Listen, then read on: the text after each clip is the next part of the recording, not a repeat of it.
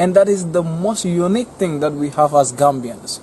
Like, we interact with one another, we live with one another. It doesn't matter how big the family is. We share everything, no matter how little it is. And people are content with that. That even if things are going hard, you can still observe smiling faces under each and every person that you meet along the street. So that is a plus for everybody in the Gambia. And that is why I'm a proud Gambian and a proud African, and I believe I can make it. And I'm going nowhere but in the Gambia. Nobody is going to do it for us. That's right. If we are all running away, when are we going to make it?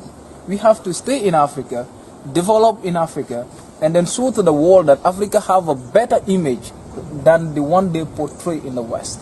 I think this is what we all need to do as Africans, and then we promote that as Pan-Africans and also as Gambians. Excellent. I couldn't have said it better myself, actually. I propose that you come and do some shows with me. This brother's got it going on.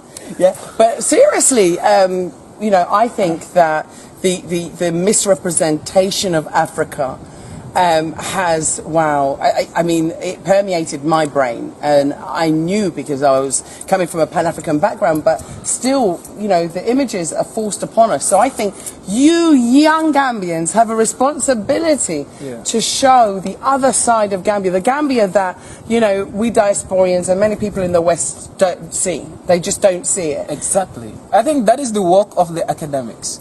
That is the work that we need to do as young scholars. For far too long, people have been portraying Africa negatively to the outside world.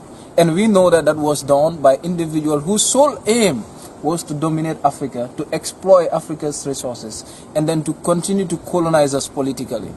Now, our role as academics, as young scholars, is how do we make sure that this picture is changed from the literature itself, going back to rewrite the books, to rewrite the history of Africa, and then to show to the world that we have a better image that the world is actually seeing as of today.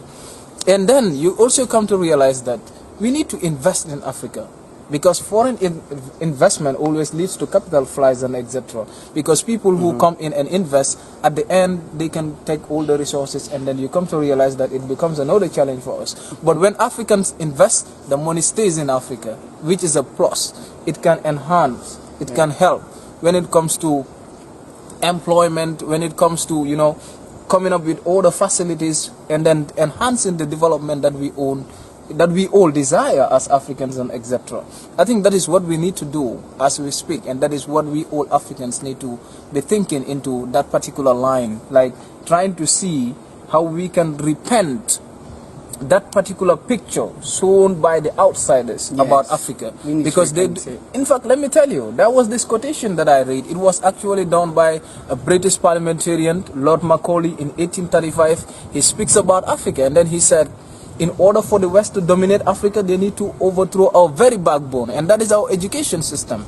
When we believe that everything that is Western is correct, then they can dominate us forever. Exactly. And that is 1835. They've been working on those bases. So today it is high time, because we know the realities. Let us try to rewrite the history. Let us try to work again and attract investment in Africa by Africans.